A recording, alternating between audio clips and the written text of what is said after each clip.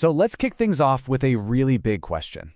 You know, the global economy, it's this enormous, intricate machine. But when it starts to slow down, who's actually got their hands on the wheel? In this explainer, we're going to dive into the huge shifts that are happening right now, and we'll unpack the toolkit governments are scrambling to use to navigate all this turbulence. Just to wrap your head around the sheer scale we're talking about, look at this number, $35 trillion.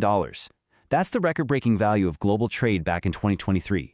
We're talking everything, cars, phones, coffee, you name it, crossing borders in just 1 year.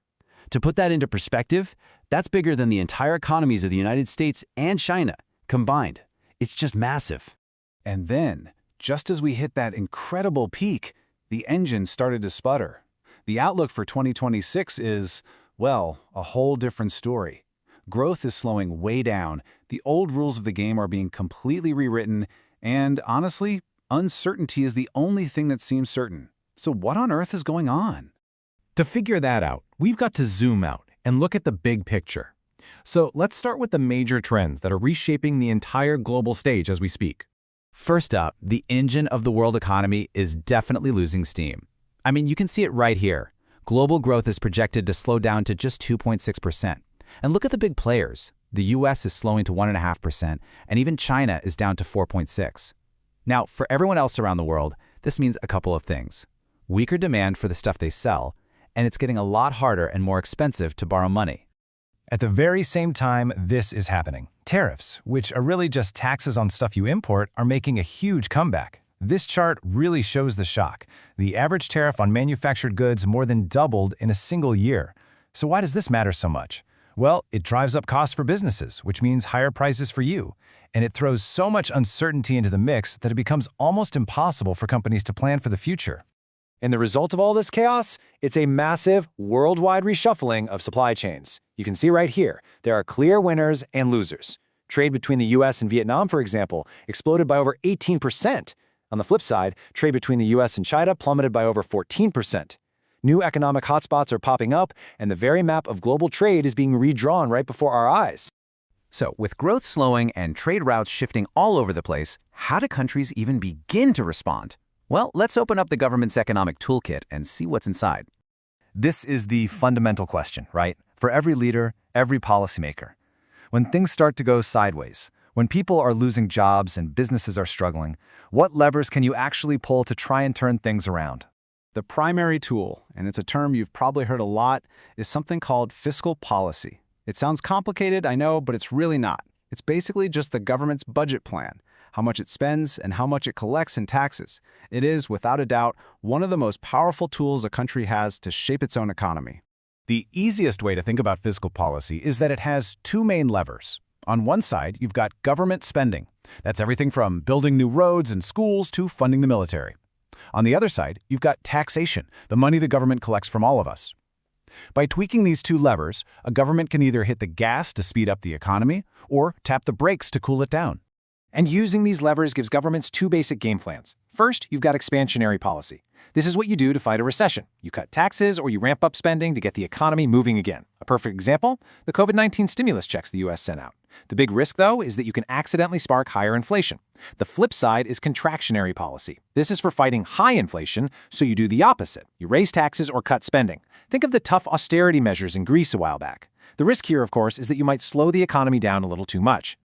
Okay, so governments have these tools, but how they actually decide to use them, well, that's where it gets really interesting. It all comes down to two very different and often competing economic philosophies. Let's break down the two main playbooks. In one corner, you've got Keynesian economics. For Keynesian, when the economy slows down, the problem is simple. People and businesses just aren't spending enough money. So the solution is for the government to step in and boost that demand. In the other corner, you have supply-side economics. A supply-sider looks at the same problem and says, nope, the issue isn't demand, it's that we're making it too hard for businesses to produce things with high taxes and regulations. Their solution? Cut taxes, slash red tape, and get out of the way. This Keynesian playbook was really born from the ashes of the Great Depression. An economist named John Maynard Keynes came up with the idea that when everyone else panics and stops spending, the government has to become the spender of last resort. And we saw this in a huge way during the pandemic. Those stimulus checks were pure Keynesianism in action, designed specifically to put money in people's pockets so they would keep buying things and prop up demand. Now, the supply side argument completely flips that on its head. It says the real way to grow an economy isn't to focus on consumers, but on producers. The thinking is, if you cut taxes on businesses and investors, you give them the incentive to build more, invest more, and hire more people. The core belief is that a healthy supply of goods and services is the true engine of growth, that it will create its own demand and lift everyone up. So, we have these massive global shifts on one hand and these competing economic playbooks on the other. How does it all fit together in the world we're living in right now? Let's connect the dots. This is where it all gets real. Remember that slowing global growth we talked about? That's what's forcing this huge debate right now. Should governments go Keynesian and try to boost demand? Or go supply side and cut taxes for businesses? And those rising tariffs and trade shifts? That's governments using fiscal policy almost as a weapon, using subsidies and tax breaks to try and protect their own industries. But, and this is a huge but, there's a major catch. Many countries are already dealing with massive national debt, which severely limits their ability to just spend their way out of the problem. And this isn't some academic debate. It's happening in real time. As this quote from Deloitte's 2026 Outlook says, governments all over the world are tearing up their old plans and adapting on the fly.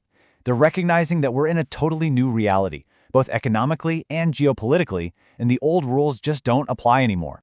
Which brings us right back to our final $35 trillion question. In this new era of bigger risks and slower growth, which playbook is going to win out?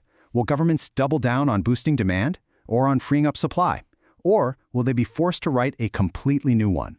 The choices being made right now are going to define the shape of the global economy for a generation to come.